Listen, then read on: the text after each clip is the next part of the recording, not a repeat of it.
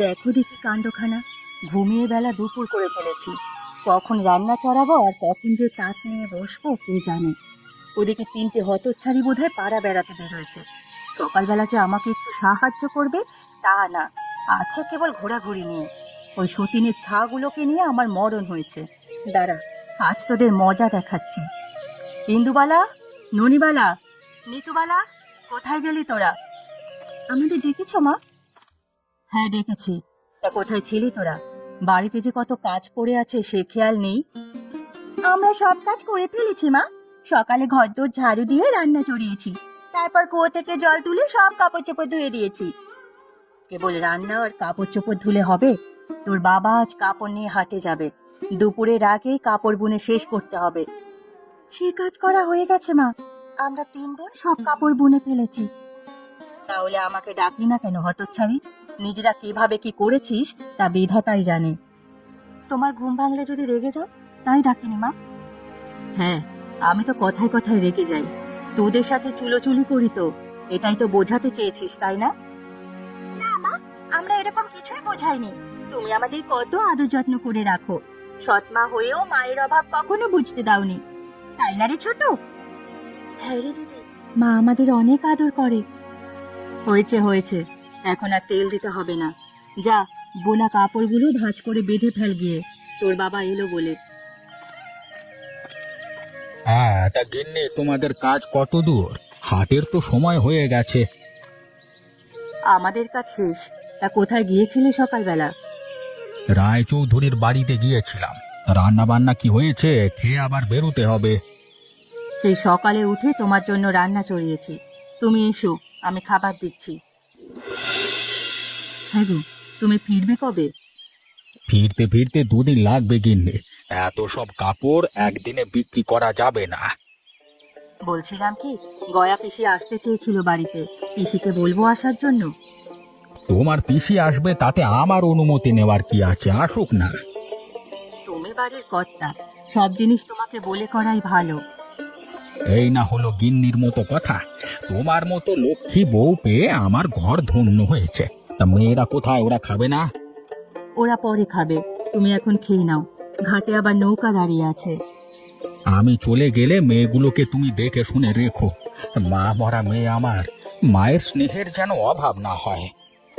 ও নিয়ে তুমি চিন্তা করো না গো, আমি থাকতে ওদের গায়ে ফুলের টোকাটিও লাগবে না। তোমার কথায় আমি নিশ্চিন্ত হলাম গিন্নি। বলো, হাট থেকে কি আনবো তোমার জন্য?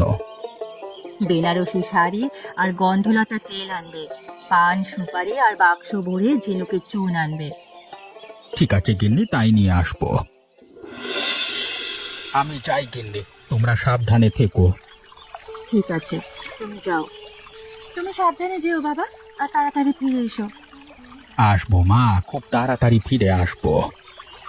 আমার জন্য আলতা আর রেশমি চুড়ি এনো বাবা, আর আমার জন্য চন্দন কাঠের এক জোড়া পুতুল। অপয়া মেয়ে কোথাকার, এমন ভাবে কাউকে ডাকতে আছে? কি দোষ করেছে ও মা? ও তো কেবল বাবাকে পুতুল আনার জন্য বলেছে। চুপ কর হতচ্ছাড়ি, ভেবেছিস কি তোর বাবার কথা মতো আমি তোদের আদর করে রাখবো? তিনটেকেই বলছি, এই কদিন একদম সোজা হয়ে থাকবি, না হলে তোদের কপালে শনি আছে, এই আমি বলে দিলাম। মা, এমন করছো কেন আমার সাথে? কি এমন অপরাধ করেছি আমি? চুপ করলি তো, এখন আর অশান্তি করিস না, অনেক বেলা হয়েছে। চলো মা, বাড়ি গিয়ে খাওয়া দাওয়া সেরে নেই। কিসের খাওয়া দাওয়া? আজ তোদের কোনো খাওয়া নেই।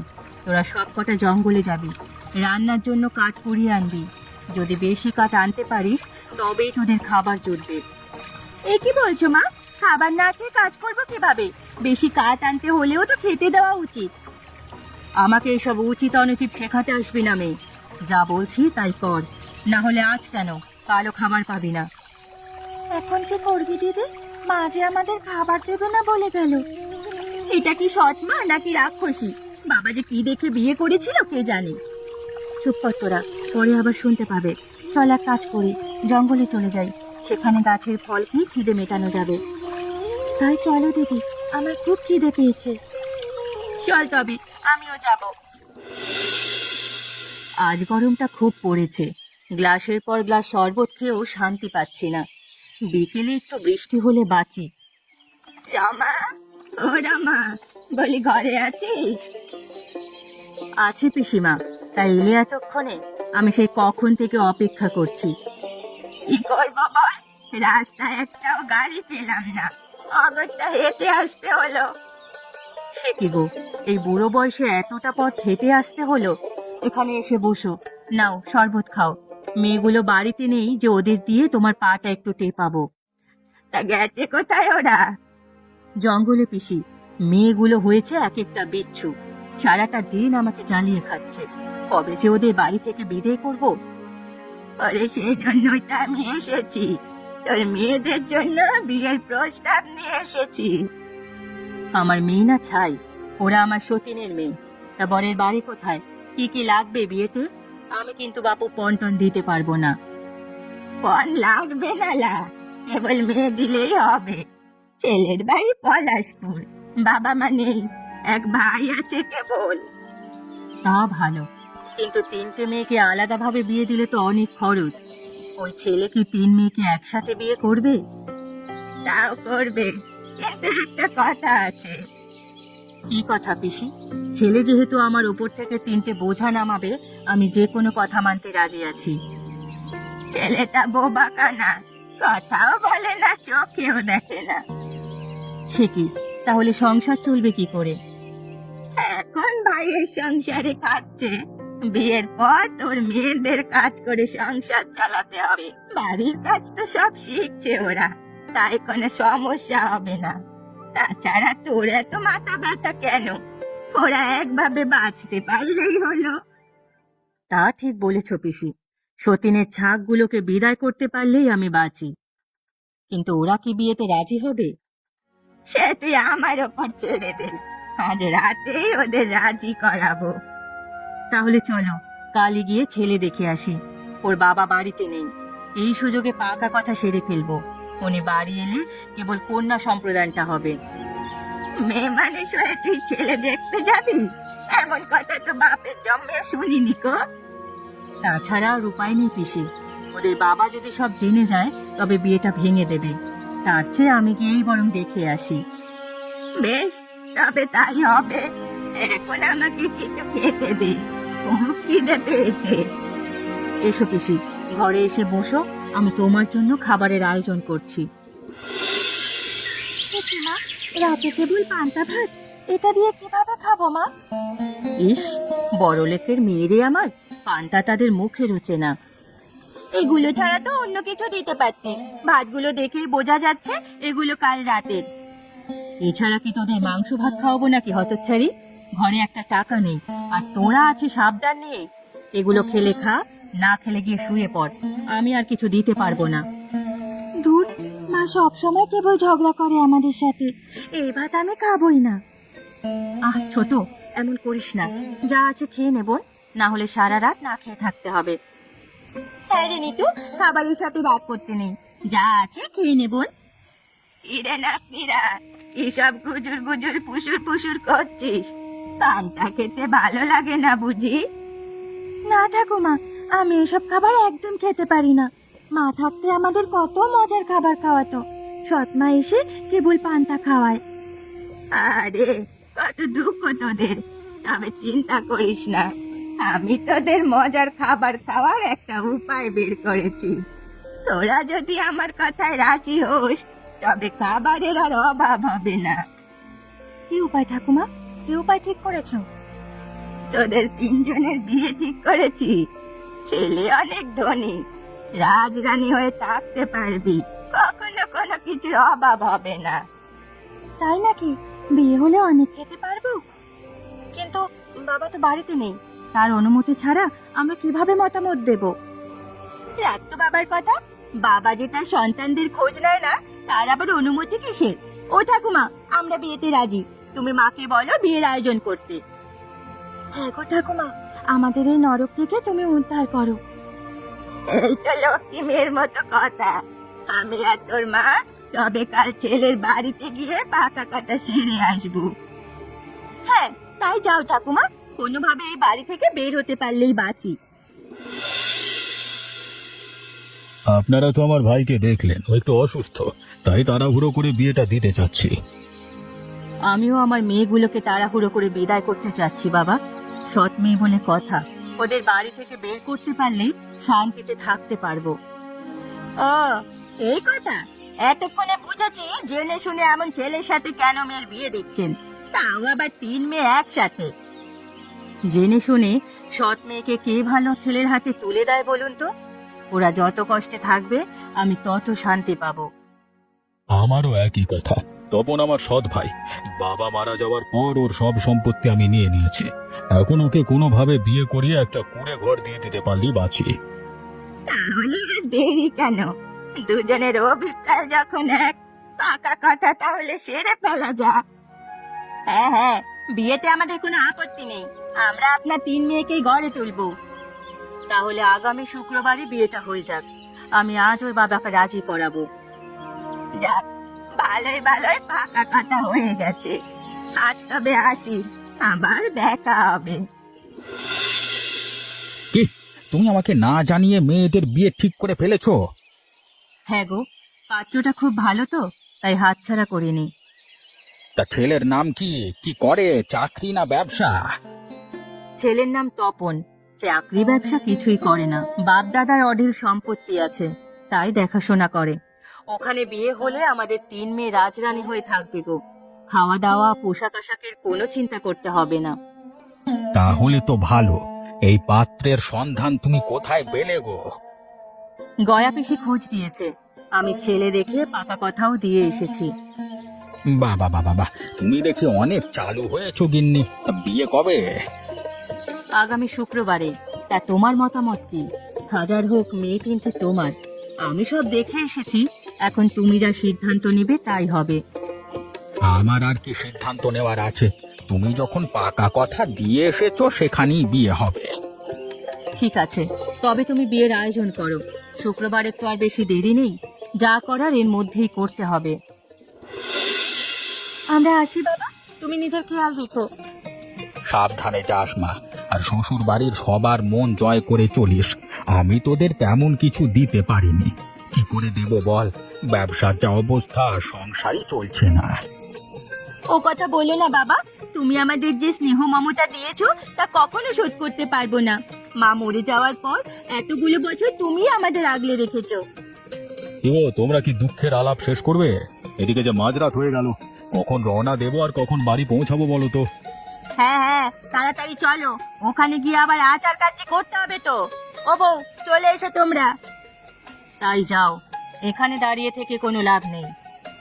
চলুন দিদি, আমরা বিদায় নিয়েছি। বরযাত্রী চলে গেছে, আমিও এখন আসি তবে। তাই যাও পিসিমা, তুমি আমার বড্ড উপকার করলে।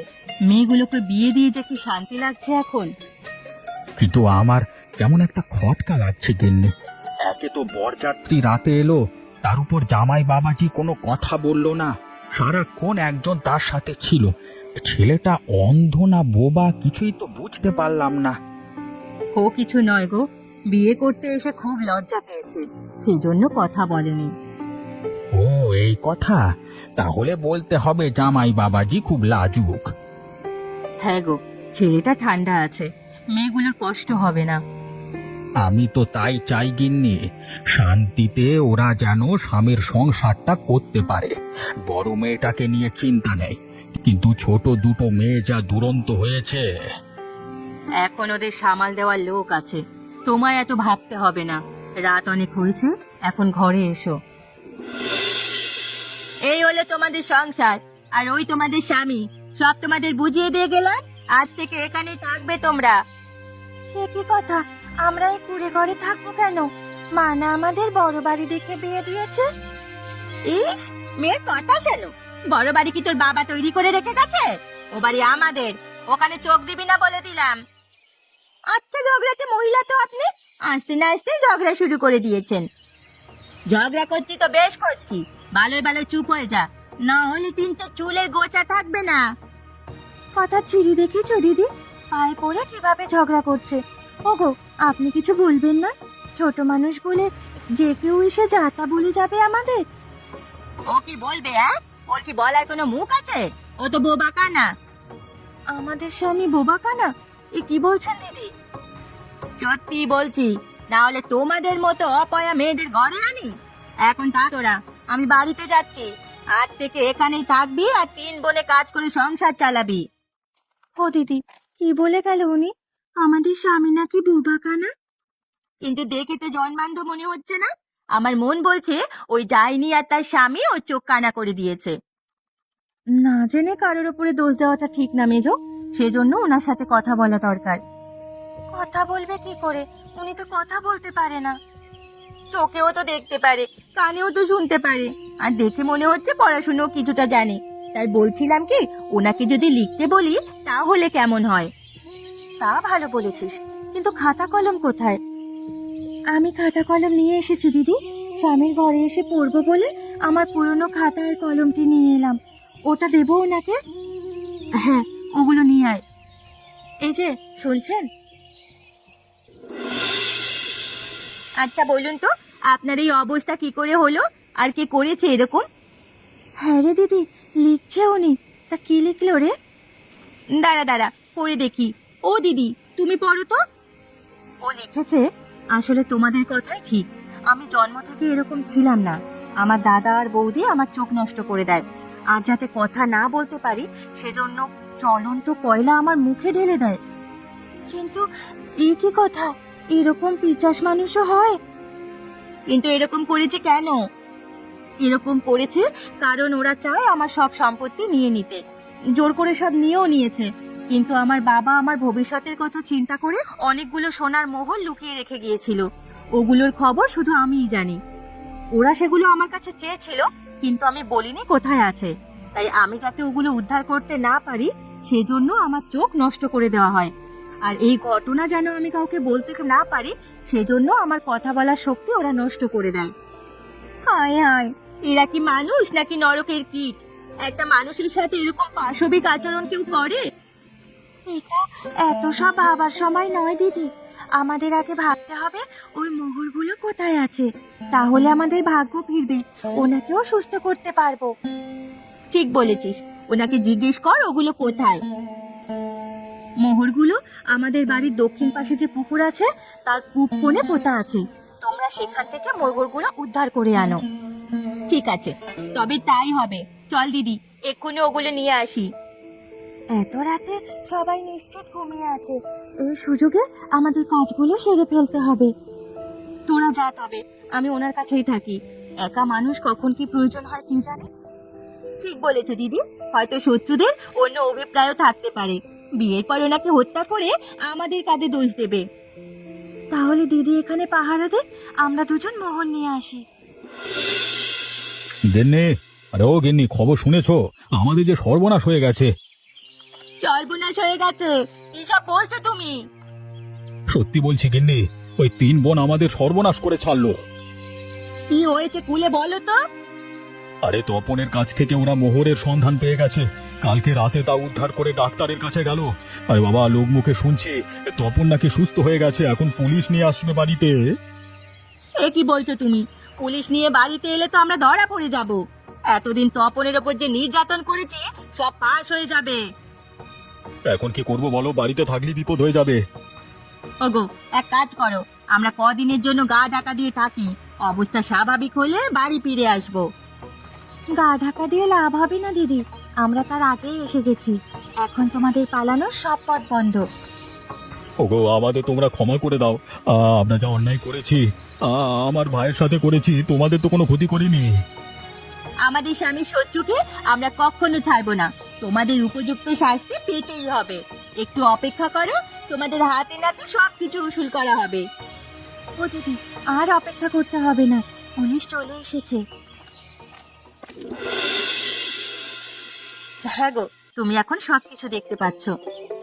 হ্যাঁ গিন্নি, স্পষ্ট তোমাদের দেখতে পাচ্ছি। বাবা, কথাও তো সুন্দরভাবে বলতে পারছো। বোঝাই যাচ্ছে না যে তুমি বোবা ছিলে। সব তোমাদের জন্যই হয়েছে গিন্নি, তোমরা আমাকে নতুন জীবন দিলে।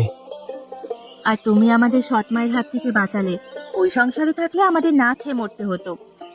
কি যে কষ্ট করেছি এতটা বছর, তা বলে বোঝানো যাবে না। আজ সব কষ্ট দূর হয়েছে।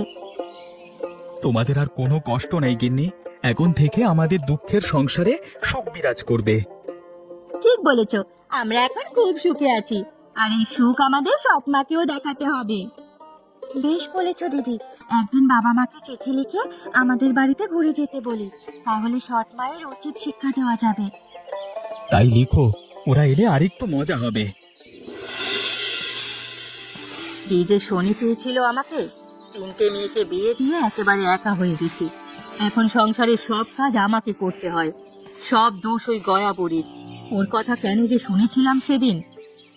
গিন্নি, আরে ও গিন্নি, ঘরে আছো? হ্যাঁ, বলি তোমার মেয়েদের চিঠি এসেছে। ওরা চিঠি পাঠিয়েছে? তা কি লিখেছে চিঠিতে? ওরা শহরে নতুন বাড়ি করেছে, জামাই বাবাজি সেখানে ব্যবসা দিয়েছে, খাওয়া দাওয়া উৎসব আয়োজনে ভরপুর চারিদিক। রাজরানীর মতো আছে মেয়েরা। চিঠিতে বললো ওদের গিয়ে দেখে আসতে। সে কি গো, এসব কি বলছো তুমি? ওই ছেলে সুস্থ হয়ে গেছে, শহর দাপিয়ে ব্যবসা করছে? হ্যাঁ গিন্নি, সেটাও লিখেছে। ওর দাদা আর বৌদিকে পুলিশে নিয়েছে, আর উন্নত চিকিৎসা করে জামাই বাবাজিকে সুস্থ করা হয়েছে। তোমার কথাও লিখেছে গিন্নি, পড়ে দেখো। কই দেখি। হায় হায়, হে কি লিখেছে ওরা! আমাকে ও বাড়িতে যেতে বলেছে। না না, আমি যাব না, আমি যাব না। ওগো, কি হয়েছে তোমার? এমন করছো কেন? আমার মাথাটা বড্ড ঘুরছে গো। হে কি শোনালে! ওই সতীনের মেয়েগুলো এত সুখে আছে, আমার যে মরে যেতে ইচ্ছে করছে গো। আহ আহ আর গিন্নি, তুমি যে পড়ে যাচ্ছ, এই যা ফিট হয়ে গেল। এই জন্যই বলি, মনে হিংসের জন্ম দিতে নেই, না হলে সবার অবস্থা আমার গিন্নির মতোই হবে। হ্যাঁ।